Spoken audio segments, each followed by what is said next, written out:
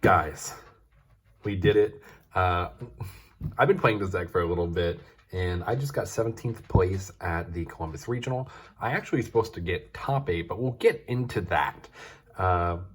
There's nothing really much that happened. I was X2, was not expecting to get that close, but I was the highest seeded X2 after round 9, and I'm pretty sure my last round opponent got DQ'd, and so because of that tiebreakers, we end up at 17th. It happens. Not going to get too upset about it. We've been doing pretty well with this deck recently. We got second place after Swiss at a case tournament. We've been online tops galore right now. There's not much to really complain about. My lesson is going to be a little weird, but I'll show you guys everything and I'll walk you through why we play what we play. So, why we play Rabina and Friends. So, right now we are in a tier 0 format with a Shizu. Other decks can compete, right? But like, nothing does what Birds does. We can walk out. Every deck that's not a Shizu tier is free. We win. Like, there's no way, if you play perfectly, you beat them every time. The cool thing about this deck, though, is that you can flood out the tier 0 deck. If the tier 0 deck can't play, we're in a good position. We're in good hands. And that is the goal of this deck. You play 3 and 3. These are your searchers, and then 1/1. I see people talking about how bad this card is. I kind of agree at times, but being able to bait all of those cards, like the shufflebacks, is really, really, really good. So, basically in a lot of the matchups where everything's engraved, these two become your Eagle or Rubina. So you have to play them. A lot of people sometimes just won't even hit stream. Like, okay, you're the buy. Next are the payoffs. These are the ratios that had people questioning my deck. And before you guys dislike the video and storm off, I do want to explain why we do this. There is no avian. We don't need avian. Avian's a negate, and negate does not come up in most matchups. So against a Shizu tier, it's already out, right? So you're citing it out. Why do we have it in game 1? Right, so is it in side deck? No, you just don't need it. The entire game plan of this deck, M-Pen is your resource engine. You want to play as many of these as possible. You don't want to play 3, you don't want to break. Rise of the Mega Monarch. If you mill it against a Shizu tier, you lose the game. So we have to play more than 1, right? So we go high roll, we play 2, right? You can infinitely loop these 2, basically, over turns of just being able to bounce itself, bounce the one engraved back to the deck, and just getting a good recursive engine. You can also use it to loop your barrier statues. Against a Shizu tier, that's usually the win con, is having this on field, they beat over it, and then you Rabina some of the other one back, and then you rise up, put that one back into the deck. So you infinitely have a recursive engine of floodgates when giving you the ability to play and your opponent not having the ability to play. When it goes off, you win 100% of the time. When it doesn't, it hurts. The field spell really, really hurts this deck. If they get to 2 shuffle guys, like if their mills are good, you just lose. I got instant fusion twice in 1 game, and that is how we ended up X2. But yeah, the only losses I had was to a Shizu tier. It's going to happen. They're the best decks. They're going to have the better variants in you. But we still beat all the other ones. And even the case tournament we played in, we beat every Shizu tier except for the one in top 8, who we already beat in Swiss, just because they opened better than us. That is just the name of the game. D-Shifter. You'd think this would be the reason why I was winning all my games. I never resolved it. Every event I went to, this card was never seen. This card was never resolved. I don't see why everyone's saying this is a shifter deck that needs shifter. It clearly doesn't, that I basically almost top 8'd. So, yeah. Card's really good, though. The card resolves, you win the game, like 100%. Next are the Wonder spells. Triple map, you need it. It's double summon. Advent Adventure helps you dodge out. This helps you play around your Cristopelia. When you're playing against the deck, basically you just want to turbo into these. And also if you end on a barrier statue, this card is crazy because you can just keep tributing over their stuff. The reason why we're playing 1 M-Pen, well, 2 over 1 M-Pen, I was testing out 1 M-Pen for the longest time. You need another tribute summon name that when you summon it, does not have a mandatory bounce effect, which is why M-Pen's really good because it's a recursive engine. Triple M-Pen might be pretty good. I might want to end up testing it after this. Spoiler alert, I don't think I'm playing Flu much after this event. But, yeah. Unexported wins is crazy. If this card sits, there's so much card advantage. Like, you just win the game immediately. If this card sticks, you don't lose the game. Like, you're not playing the deck correctly. Next are the consistency cards. You know, I'll throw this in here too, and why not? So we're playing 9. This one's the greediest one of them all. This one just says shuffle back 2, draw 2, or up to that. So it's really good. This one is the worst pot. This is in here for side deck patterns and for wanting to play 7 pots. Just very consistent. Pod Duality is the best one to pair with either of these. And Prosperity just says, look at the top 6 cards of your deck. With Duality, it says look at the top 9 because this puts on bottom. And this one, look at the next top 3, so you're not looking at the same cards. Broken. Being able to pretty much search for... oh my god, Dark Road No More evenly matched combo is insane. Being able to search for map Eaglin. Spoiler alert. The thing is that you want to resolve map Eagle more than map Urbina. If you're searching for map Urbina, you're going to lose to so much random variance. But if you search for map Eagle, you win every single time. It's crazy how that works. Yeah, you just chain blocking that Eagle is all you really need. And yeah, this is also going to be in the board breaker section because we have payoffs. So I'm just going to throw this here just so you can see these. And with the other payoffs, we're maining 9. We are maining 9 cards that can win you the game immediately. Being able to play with Darker or No More in main deck was insane.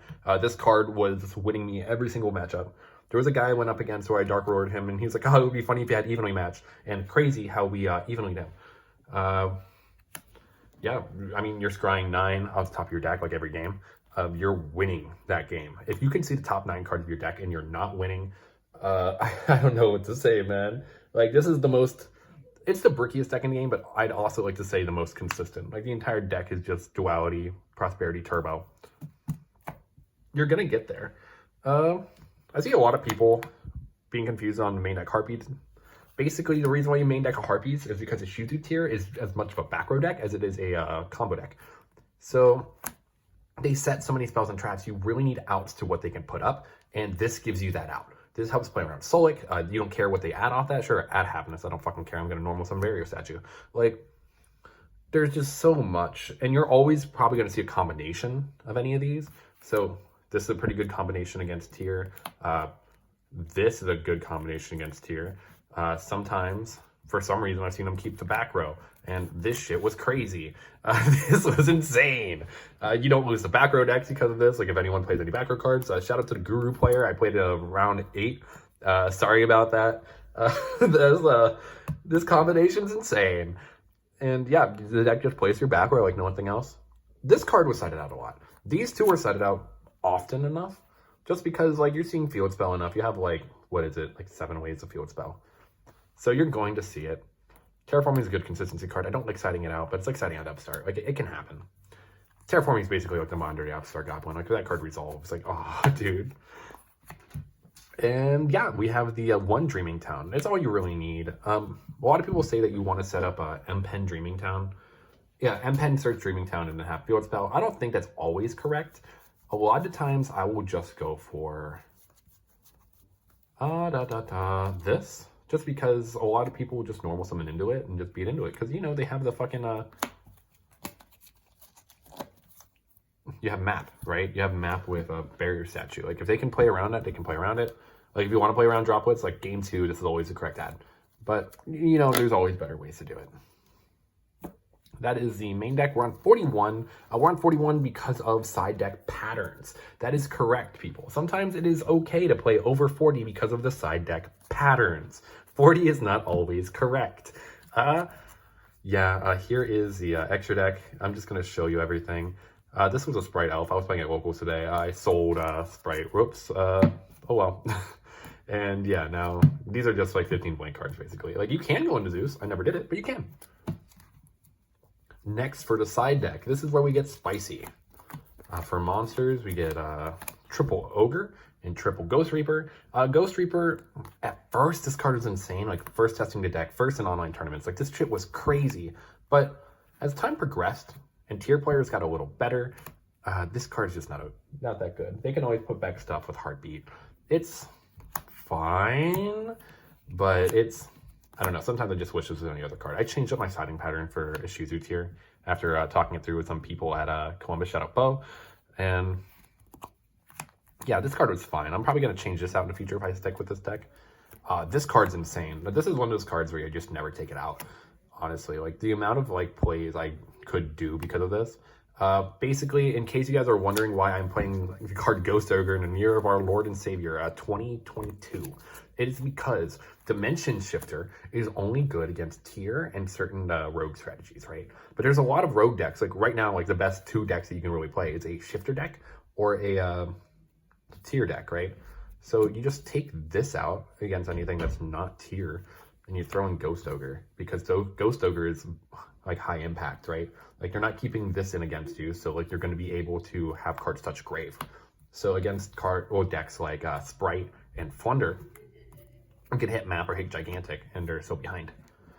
And that is the strat with Ogre. This card has won me almost every single game I activated it, and yeah, that's just how that be. Next are Triple Cosmic Cyclone. This card is just insane. You don't want to play Twin Twisters because everything has destruction protection, but Cosmic Cyclone gets the job done. Then, like, you don't really care about back row anyway. And oh, you also need a way to snipe anti-spell. A lot of people are on that card right now for some reason, and it's just hit it every time. Like, you can read it. Oh, Zombie World. This is your out to Zombie World because if there is a Necroworld Banshee in the graveyard, you cannot Twister it, but you can Cyclone it. So yeah, this card came in clutch. You also throw this in against tier just to out the field spell in another way. And the going first cards. Since we're playing so many just hard going second cards, we need ways to side in the hate. So at first, my friends and teammates can tell you all about this. I was very big on, no, we should only play 3 going first cards. But since we're playing an FTK deck, we want to make sure that if we can't FTK them one way, we have to FTK them another way. So since we're playing so many going second cards, like, for instance, we are playing Evenly Matched in main. We are playing Mystic Mine, Dark Ruler. Like, a lot of those matchups, you don't need those cards in going first. So you take them out for the Judgments and the Harpy's Featherstorms. Because if these cards resolve, they have the exact same effect as Evenly and Dark Ruler going second. So yeah, you'd rather not have these in your main deck too, because if you have them in your main deck, if you're going second, you just lose the game. But now we get rid of that problem of losing going second by maining all the going second cards, and you don't care about, you know, seeing them if you're going first because your engine's so strong. Like, we're basically like the strongest engine in the game, next to a Shizu tier, obviously. So if you just set up your lock, they can't do anything. So this helps mitigate that. And yeah, that is the list. Overall, I'm very happy with how this deck's been performing recently. I would say that I am not a bird brain. I am not a flu gamer. However, I do like what this deck can do this format. This deck does a lot of really cool things that people don't really expect. And yeah, a lot of people also don't have cards in their main or side for this matchup, which came up a lot. A lot of people are like, man, I don't know what to side against you. I'm like, yeah, why didn't you think about the second most represented deck in the room, you know? But, you know, shout outs gotta go to Northeast Ohio, Team Neo, gotta love Team Neo, everyone at Rogue's Den, everyone who I've actually theory crafted this deck with.